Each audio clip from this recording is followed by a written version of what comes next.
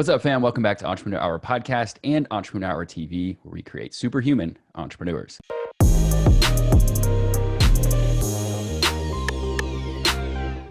If you've been watching or listening to my show as of the past few weeks, you've heard me keep talking about this book, The 12-Week Year by Mr. P Moran. And so I just said, I got to have him on the show. We read it in my community StartupBooks, and I've been talking about it with previous guests, and I've really found it to be impactful. And I'm finding that it's helping me just be so much more productive throughout my day. We're going to talk about that specifically.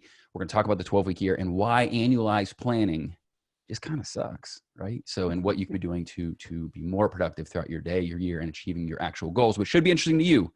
So stick around. Welcome my guest today, P Moran. How are you, brother? I'm good, Chris. How are you, man? Man, great. So I told you, and I wasn't blowing smoke. I was being genuine. Really, I read a lot. I'm a voracious reader, which is why I started the community that I have, StartupBooks. And man, this one really helped me a lot. And I'll tell you the biggest thing, and I want to get into, the nuance of your background and, sure, really get into this, but just to give everybody kind of a teaser or like a little giveaway here at the front. The biggest thing for me was I wasn't able to articulate why I still felt lost, right? I'm doing my annual planning and I'm like, yeah, but it just feels like, I don't know. I just felt like I was doing guesswork, right? So it didn't feel actionable. It just felt like hypothetical. And then also, and I didn't mention this to you before we were recording, I was kind of telling you this and sharing this with you. But one of the other things that I really started to do, and it was a direct result of yours, was just being more practical and intentional about how I outline my day. So I'm actually blocking hours, right? And kind of using Parkinson's law, where it's your work will expand to fit the time that you allocate for it. And oh my gosh, dude, Brian, I'm serious. I'm a fairly productive person, and that's all I read about. I read a lot about productivity and self-improvement, and I'm into biohacking and NLP and all this stuff. So I'm always looking for self-improvement. Yeah. But I'm telling you right now, of all those things, that one little shift for me, I'm doing the work now in half days that I was doing in previous days before. And I'd like to think I was pretty productive before. So just that little tweak made a huge, huge difference. So I want people to take this serious and really listen to what you have to say, because this mechanism is really, really powerful. But I want to get into that. But let me first let you take the floor here and introduce yourself. And if people aren't familiar with you, the work that you do. Yeah. So my business partner, Michael Lennington, and I, we have a company, and we're all about, our mission is to change lives, dream big, serve others, do great work. That's what we're all about. And so the 12-week year was born out of the work we were doing with clients. Unlike the way a lot of books are written, a lot of books are, people come up with this concept, they come up with a theory, they write about it. We just documented what we were doing with our clients. And I think that's what makes the book so intriguing, and the fact that it works. I mean, I agree. We've worked with thousands of clients, and from large Fortune, 50 companies to individual solopreneurs, and personally, professionally, it works on every level. And again, because it came out of the work we were doing and the struggle we had in figuring out, what do people really need, right? What's the stumbling block? What's keeping them from being at their best and accomplishing really what they're capable of? And so that's how that was born. My background was in corporate America, paid my way through college working at UPS. They'd offered me a promotion to go full-time management. Turned that down, moved to Southern Cal, got on with PepsiCo, joined a consulting firm. Just so background, in staff and in line positions and in leadership positions my whole life. That's awesome. Now, when you said you just kind of, this was, clarity doesn't strike, it unfolds, right? And so this was kind of unfolding, this mechanism was unfolding as you were working with clients, which I agree with you completely, by the way. I think there's a lot of people that throw different theories of different things that they've read, but when you actually have somebody that's done the process over years and years and years, I think it's way more, it's more of a handbook or a play-by-play versus just like, okay, well, now you have to kind of disseminate this theory that I have and see if it works for you, kind of thing. Right. Yeah.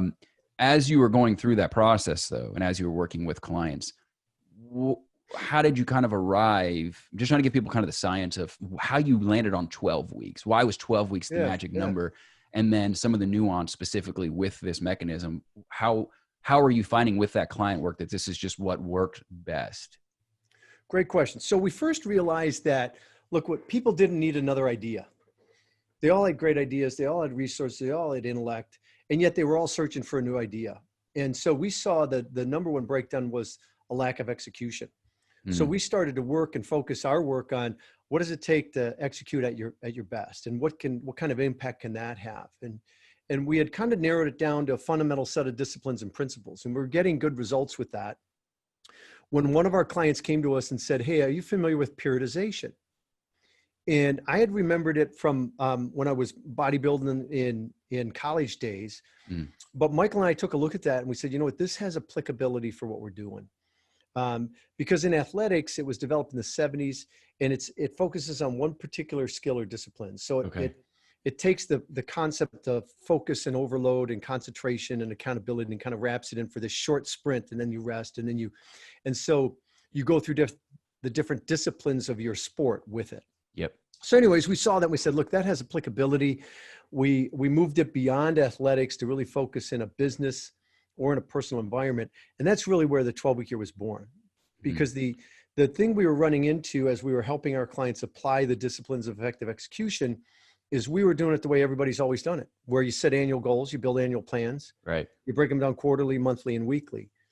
And until November comes, and then you're hustling to try to actually deliver on them. And we were getting good results, but we just felt like we weren't getting what they were capable of. And in our own business, we weren't getting what we were capable of. And we realized it was that annual environment. And there's just too much opportunity to put things off. And so that's where the 12-week year was born. Have you found that, and this was something I was pondering as I read the book myself, have you found that there's certain people, certain types of people, certain personalities, I would think that the resistance points or the adaptation for someone that's more of a type A, maybe they have different challenges because they don't really buy into taking time to plan. I know it's one of the things you talk about in the book. Or maybe some of the creatives, they have a hard time just kind of putting all the pieces together. Did you find that even though you had this mechanism now that you had worked on, that different people had different points of struggle in adopting this new way of doing things? Yeah, there's always different points of struggle. It's interesting because it was less kind of personality driven, right? The creatives, my wife is uber creative, and I can tell you that creativity without structure is chaos. Ooh, total chaos. Right? If you're creative and you add some structure to that, it's super powerful. And so the struggles really came with just what you would typically bump up against in any behavioral change. Right, the discomfort of the change, and the fact that the 12-week year shines a light on what's working and what's not working. So for the first time, you got this clear line of sight on what's not working, and that creates some tension. But it really comes back to the motivation, right? Do you have goals and visions that are compelling enough for you to step into that discomfort? Because if you're going to get better in any area, there's some discomfort, there's some uncertainties, some anxiety around it. And the bigger issue isn't necessarily the personality or what your tendency is your why big enough to have you do that consistently and long enough until you start to see some results? Because as you know, Chris, the results take time. They don't come instantly. The pain of the action is immediate. Yes. And so you have to stay in the game long enough to where the results start to show up online and then become self-reinforcing. Yeah. And so that's kind of what one of the questions I wanted to ask you about was the major paradigm shift that happens in the brain when you go from annualized to 12-week. Does it create enough of a reward where people are seeing enough results early on that it makes it easier for them to make that change? Because there is less resistance, because I think early on, reading the book Hooked, not to get off on a tangent about other books, but one of the things that Neer talks about in the book is early frequency with new habits, right? Early frequency. Yep. So do people see enough results like the one I told you about, right? Like just blocking out hour by hour. That was enough for me to say, holy wow, I'm in. Now what else am I missing with this that I can apply that I'm going to see those similar results? Is that kind of the big thing of going from annualized to 12-week year planning? Yeah, there's a couple things with that. One is that, if you think about it, it's all about the execution. So if you're executing more consistently, the results come online quicker. Right. Sure. And so if you're really following the 12-week year methodology, you will experience results sooner, which again is the reinforcement to stay with it. But there is a mindset shift around the annual environment. People talk about quarterly. Well, a quarter is part of a whole. And so that's very different than the 12-week year. With the 12-week year, that is the year. There aren't 4 of those in the year. It is the year, followed by the next one and the next one and so on. And that's a really good clarification. Thank you for that. Because that's how I was saying, okay, why didn't we call it the quarter year, right? Like, why is it 12 weeks? So that was one of the things that I had questioned. So thank you for clarifying that. Yeah. And the key to that is we got to get out of this mindset that we can make it up.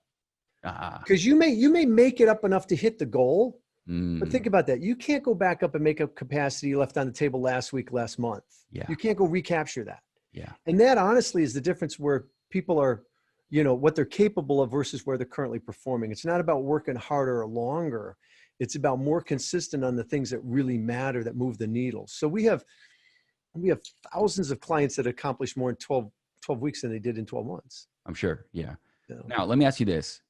This was, this actually came up. We're going to talk about this later on in our little private segment specifically for my community and startup books. But I want to bring it up now because this is a question that I had as well. So many entrepreneurs are, and this is a societal, you know, I study this. I'm big into health and wellness. I am a health nut big time. Okay. Stress is one of the, if not the biggest threat to our human health right now in our Western world. Now, I would argue there's some other factors like environmental toxins and things we put in our body and eat, not protecting your gut health and so on and so forth, which are all very, very fundamentally important. But if you have the stress on top of that, it's just a catalyst, like a domino effect. I mean, it's really, really, really, really dangerous. And entrepreneurs really struggle with that. I would think, Brian, that one of the major objections or critiques of this is that you are now compounding the stress of a year. And now you're saying there's no putting things off. It's all about execution. It's get it done. And that's it in 12 weeks. Have you found that it just exponentially increases the level of stress that they put on themselves because they're operating within such a small window of time? Actually, just the opposite. Because the 12-week year isn't about taking everything you do in 12 months and trying to cram it into 12 weeks. Right. It's about accomplishing more in 12 weeks than most people. And you don't do that by taking on more. You do it by taking on less. That's what I was looking for. Stuff that really matters. That's what I was looking for. Yeah. So the 12-week year actually lowers your stress. Yeah. If it's adding to your stress, you're not using it properly. You're still in an annualized mindset that says, I've got to do everything right now. Yeah. And you're in overwhelm and you're in diffusion. The 12-week year is the antithesis of that. It's about focus. It's about consistency. And it's about kind of a cadence that you operate with. So there's a rhythm to how you go through your day and your week and your 12 weeks that actually lowers the stress. I mean, anytime you're doing the things that are most important, your stress goes down. But a lot of stress is created when we're not doing the things we feel like we should be doing. And when you've got an annual plan full of stuff like that, that's really stressful. Thank you. That's exactly what I was looking for. So I'm glad you said it. And to the point that I mentioned before, I'll use myself as the guinea pig here that we can kind of analyze, just because it's my own anecdotal experience. But one of the things that I noticed was actually breaking down my hour by hour, right? I was doing my big 3 for every day, like really focused on like, here's the main core things I need to get done to actually hit my goals and so on and so forth. But then it was just kind of blank canvas, right? Because I'm a creative, I'm an entrepreneur. I want to have freedom. Right. There's all the things we want as entrepreneurs. But then you're having to constantly use your mental bandwidth to figure out what you're going to do next. And when I just document it before and I actually plan beforehand, man, I just ripped through that. And it wasn't a matter of just getting things done, Brian. It was also, it's like the same thing with Zuck, right? Zuck and Steve Jobs just wear the same thing every day to kind of reduce the amount of decisions that they have to make. When I was doing that beforehand and it was just kind of compressed and compounded into this time frame and allotment of time and no decisions being made, the stress really just kind of rolled off my shoulders, even though I was operating at such higher levels and getting things done at a much faster rate or higher velocity. So you're not scheduling out every minute of every day anyways. I mean, that's not practical. You need margin in your day. So but knowing how you win the week is really critical. It is. And it's not about you doing more, because then you're just a hamster on the wheel. I totally agree. How do you personally, so one of the things that I kind of surmised, and I want to see if you agree with this, I think this is a great, and I've done this before where I'll recommend books coupled with other reads that I feel like are really tie well nicely together. Have you heard people talk about in the same vein, reading something like The One Thing by Gary Keller with this? Because one of the things that I maybe found to be a challenge, and maybe you would agree or disagree with this, and feel free to do either. Don't disagree with me because I'm sitting right here. Is that to determine, you said something that's really important. It's a matter of saying yes to fewer things. That's kind of the essence of The One Thing, is really whittling down what it is you should be focused on, what those goals are, and then putting that into a format. He talks about the idea of it. I think you talk more about the format. Would you agree with like kind of pairing those two ideas together? Or how do you arrive at, I'm going to say no to these things? How do you kind of create something around that to protect yourself from saying yes to too many things? Yeah. So we're probably not down to one thing. Because I think most people have capacity for more than one thing. I agree with that. Yeah. But you have to realize that we all have limited capacity, limited time capacity, limited physical capacity, limited intellectual energy capacity. And so the more things you take on, the less likely that you're going to be great at any of them. So the 12-week year is about being great at a few things versus being mediocre at many. Yes. And so our rule of thumb is just look, less is more. One goal is better than two, two's better than three. When you start to get more than three, you're probably setting yourself up to struggle or fail. And partly because, look, the reason people feel like they have to take on so much is because they're used to planning for 12 months. And they're like, I got to get everything in this plan, everything I can possibly think of that I want to make happen in the next 12 months. Well, so you end up with a plan and an approach that creates overwhelm and diffusion. With the 12-week year, it's let's focus on a few things for the next 12 weeks and really nail it. And then we'll stop the world and see where we're at, what worked, what didn't work, where we at, reconnect with our vision, lock and load for the next 12 weeks. But how do you determine what's going to be the areas of most impact? Because that's the big thing is people. So the way we do that is we start, if you're familiar with the 12-week year, the first discipline is vision. Yes. It's the starting point. What do you want in life? So we do that at two cuts. We take a long-term 5, 10, 15 years in the future. We take a 3-year, and then we align the 12-week goals with that longer-term vision. So that I'm not laying track immediately in front of myself. Yeah. And it's that vision that guides the goals. Sure. So that's how we do it in our company. We get together as a leadership team. We go offsite every 13 weeks. We review the past 12 weeks. We look at our longer term vision and we lock and say, okay, what do we need to focus on this 12 weeks to get us 12 weeks closer to where we want to be? That in and of itself, we'd celebrate as a successful year. Yeah, no, that totally makes sense to me. Okay. So one of the things you talk about that at large, I think is really important is the planning. And you just referenced that, right? Is taking time to actually, week 13, you go back, you recap what you guys have done, and then you're planning out the next 12 weeks. Talk about the significance of the planning, what the planning should actually look like. Because I think a lot of people just kind of write down some goals and they move on. So how complex does that planning session need to be? Who does it need to be done with? So on and so forth. One of the keys to effective planning is keeping it from getting too complex, right? We've worked with big billion-dollar companies and they want all these contingency plans and everything else. And my experience with that is it's a waste of time. One of the keys to 12-week planning is one, focus it on a couple of key areas. And then for each of those goals, if you will, you've got to develop a tactical plan. And that's different than the way most people plan. Most people plan conceptually or directionally. Yes. They don't get tactical. They don't get granular enough. Yes. And the reason we got to get granular is you need to know specifically what are the actions I'm going to take to hit the goal. And it doesn't matter how many times you've done it. There's still some guesswork in it, right? There's that swag, that scientific wild ass guess in any part of planning because every plan's flawed. There is no perfect plan. Every plan's flawed. And so you've got to write a plan though that you can go execute. And especially if you're on a team, one of the reasons why execution breaks down is because in a conceptual world, there's no one going to take ownership of that. No one's going to be accountable for something that's fuzzy or unclear, which is the way most plans are. And with the 12-week year, it's focused and it's tactical. And even at the tactic level, Chris, we're not saying, hey, let's put everything we can think of in it. Let's put the critical few. Yes. The least number of actions to accomplish the goal. It might be 6, it might be 16, it might be 60. It depends on the goal and the team. But where there's individual accountability and that the statements in the plan describe an action that someone on the team can take. So there's complete clarity around what's expected. And the team participates in building that plan out. That's where you get the ownership and the buy-in. I kind of know what you're going to say to this, and I think you mentioned you work with solopreneurs and you help them with this process. You have the benefit of a team, and there's also challenges there too. I don't want to say, hey, you've got to. I think people make that mistake of thinking I have a team, and now it's not. It's like no, you still have to be able to manage and provide leadership and be on the same page and manage personalities. And I mean, it's not as simple. I think as some people think, just handing the keys to the car and being like, okay, I've got a team now. Yeah, that's not how it works. Yeah. No, and many of us learn that the hard way. Waving at the camera here.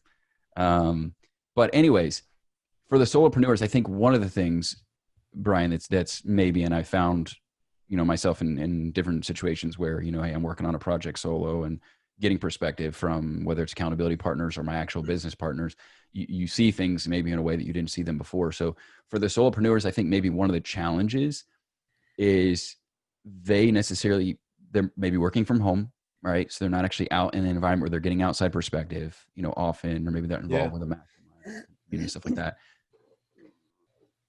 Who do you suggest that they seek out? Someone that's going to know their business well enough to be able to provide real good insight on the directions that they're taking, actually helping them make, you know, like you said, it's an actionable plan that's actually going to move them forward. Yeah. Versus someone that just kind of, I found in situations where people they don't know my business. I'm like, this was a kind of a waste of time because we took 7/8 of the meeting just catching you up to speed so that you could provide an eighth of actual advice and guidance on what I'm actually trying to accomplish, because they don't understand it beyond a conceptual level. So who would you seek out, or who would you have in your back pocket if you are a solopreneur to actually get really good, solid insight on this? Yeah, it's an interesting question because we coach individually and we coach every industry. Now, we're not experts in every industry. Sure, of course. But the process is going to flesh out what's meaningful and what's not. And the marketplace is going to tell you what's effective and what's not. Okay. And so, you know, if you're trying to accomplish something someone else has accomplished, then pay attention. Look at what they did. If you're on completely new ground, the quickest way to get there is fail faster. And so you've just got to take your best shot. But again, if we create a plan that's tactical, 3 things happen, Chris. 1 is you'll know what matters most for the 12 weeks. 2 is you're going to be able to it leaves a breadcrumb trail, right? So you're going to know what worked and what didn't work. Sure. And it's going to be focused. So when you're out there, again, there's no perfect plan. Even I can sit with a guy who's done what I've done. I'm a different person than he is. And that's where a lot of it breaks down, right? We copy this guy's formula and it doesn't work for me. And we're like, what the heck? Well, because you're different. Your environment's different. Your personality's different. Your motivations are different. So I'm not saying don't take that advice, but the only way you're going to know for sure is you got to go out and execute it. Yes. And then the marketplace is going to tell you what worked and what didn't and where to adjust.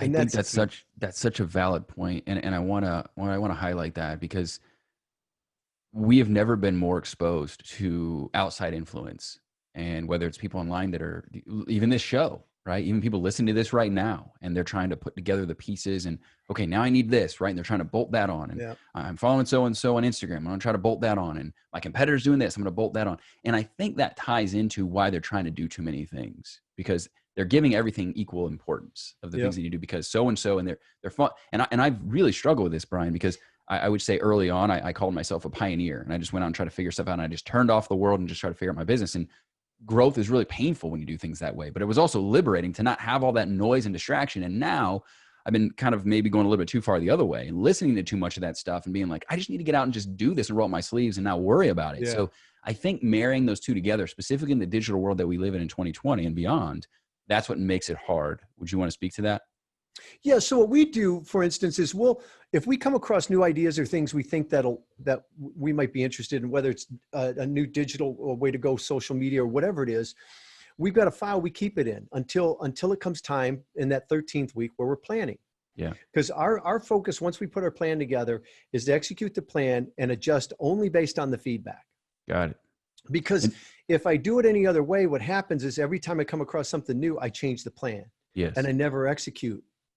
And I never know if I have a good plan or not, because I'm not executing at a high enough level to have it produce.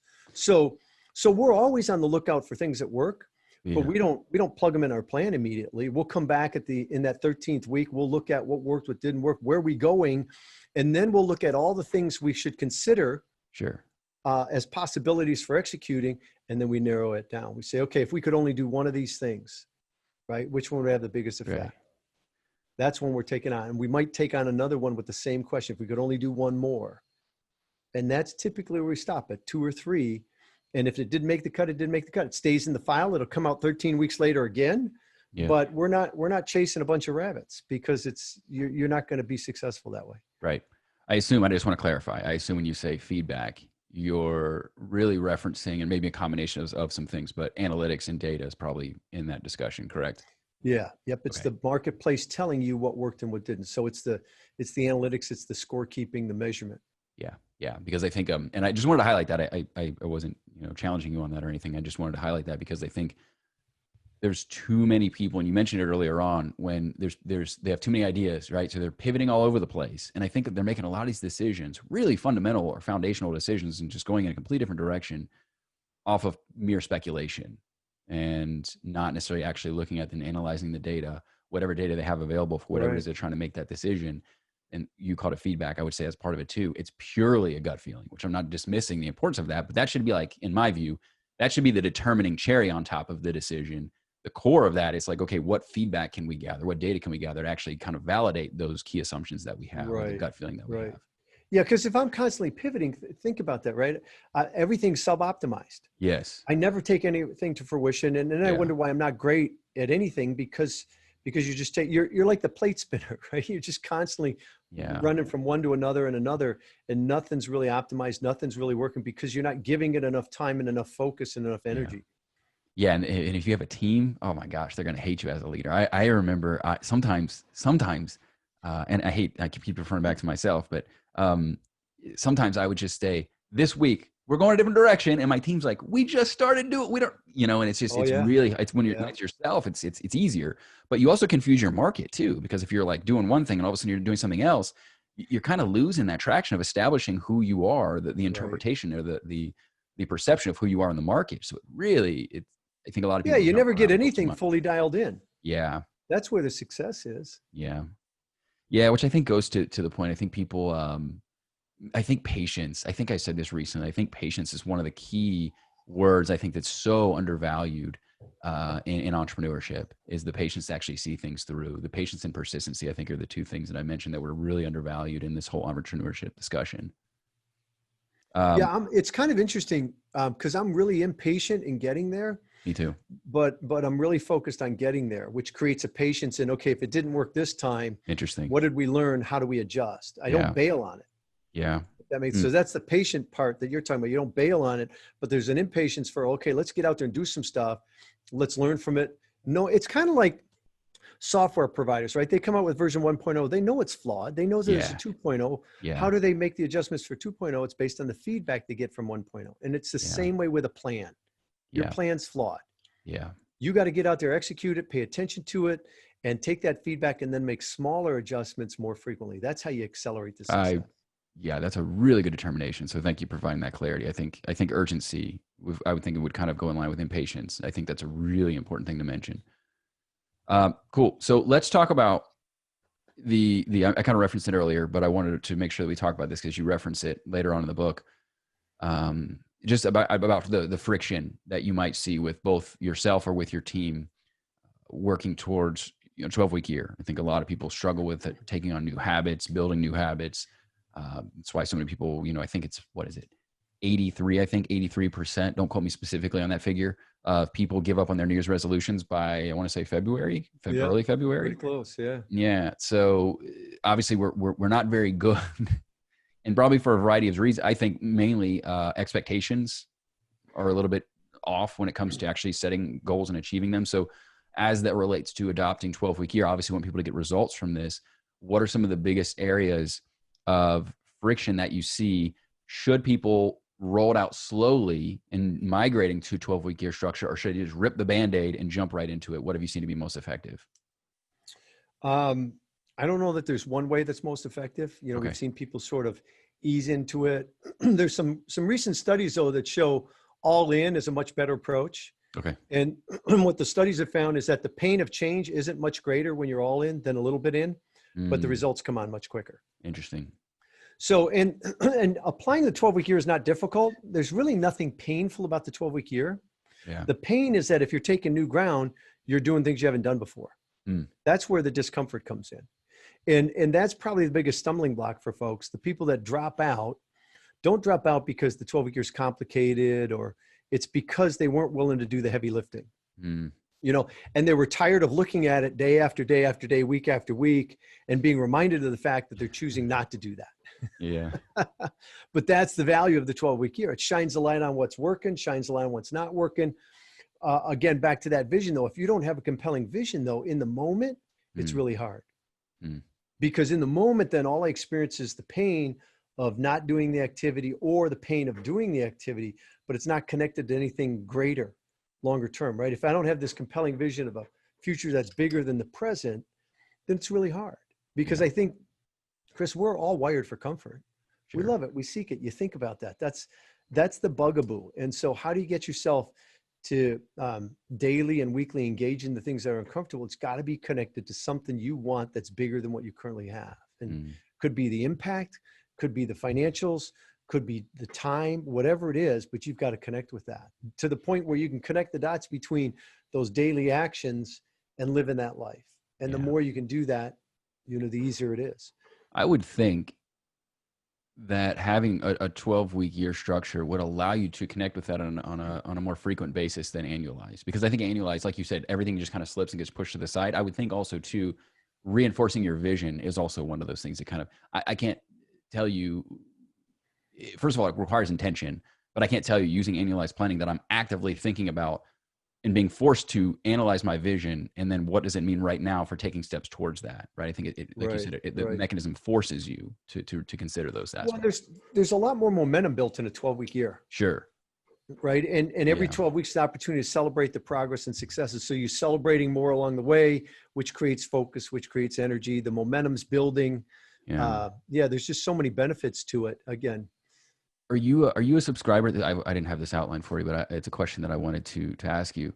Are you a subscriber to momentum equaling motivation, not the other way around? I think people kind of wait for motivation, like it's going to just spawn out of nothingness, and then that's going to lead to finally taking action and creating momentum. Would you say you agree with that analogy or that statement? Yeah, I would agree with that. I'd also say that the big motivation though comes from being very clear on what you want in your future. And making that stuff where there's an emotional connection to it. So, we do a lot of vision work with people because it's the first discipline. You'll have some people write stuff down and it sounds great, but there's no connection to it, right? They want a bigger house, they want a new car, they want this, they want that, whatever it is, but there's no connection to it. It sounds great on paper and they're full of bravado, but nothing happens because it's not connected. For some people, it'd be like the vision should be to have $100 left over at the end of the month, right? That might be more real if you're just starting out, but it's really having that clarity on what you want your life to look like in full color, in big, bold colors, so that there's an emotional connection to it. And to me, that's the piece that, starts the momentum building. That's why I'll start to take the action. That's why I'll continue to take the action before it produces any results, because results are always lag. So what keeps me in the game before the results come online? Do you think that going through, some people maybe don't know what their vision should look like. Maybe they are driven by monetary. I think early on as an entrepreneur, you're in your 20s, the things that are important to you, it's going to really radically change over the next 10, 15 years or even sooner. Yeah. Some of the things I would say are vanity, superficial. I would say that those aren't enough to really drive you. So what's some of the like soul searching work that you're doing to really figure out what that vision looks like? I mean, I'm sure it's hard to summarize in, a few brief sentences, but what are some of the major things that people should be doing to kind of move in the right direction of determining what their true vision for their life should look like or is? Yeah. Where that ends up is different for everybody. And there's nothing wrong with a big chunk of that being financial, because if you've got a big vision, you need a lot of money. Yeah. Right. The money funds the vision. If you've got a small vision, you don't need much money. But I think some of the most motivating stuff comes out of giving back and impact and serving. Right. So typically when we see visions that don't have any of that in there, they typically fall pretty flat for the individual because it's too inward focused. I think some of the more powerful ones are when you start to look at more outwardly, what's the impact I can have, because the more people I help, the more I get helped. That methodology, that mindset I found is what more motivating than if I'm just focused on me. And it's hard to get people to play when it's just me. Yeah. Yeah, it is interesting. All right. That's good to know. I think, again, a lot of the younger folks, I think, and I struggle with that as well when I was younger. So I think a lot of the younger folks, they kind of struggle with that a little bit as far as what that should look like. Cool. So for more information on, obviously the book is the 12-week year. So you guys, I'll include that link below. You can check that out. But for other information, as far as where they can follow you online or where they can connect with you on social media, what are the best links for them to do so? Yeah. So 12weekyear.com is where you can find us. And whether you go to YouTube or Facebook or any of those, 12-week year is where you'll find us. 2-week year. Awesome. All right, Brian, thanks so much, man. I enjoyed it. Again, love the book. Absolutely dug the book. And I'm looking forward to further application. Again, I'm still a newbie with 12-week year and really going through my first 12 weeks myself. So I will definitely report back to everybody in the audience, let you guys know. We'll come back and do it again. Helpful. When you got a little more experience, we'll revisit. Sounds great, man. Thanks so much. I appreciate it. Thanks. Bye-bye.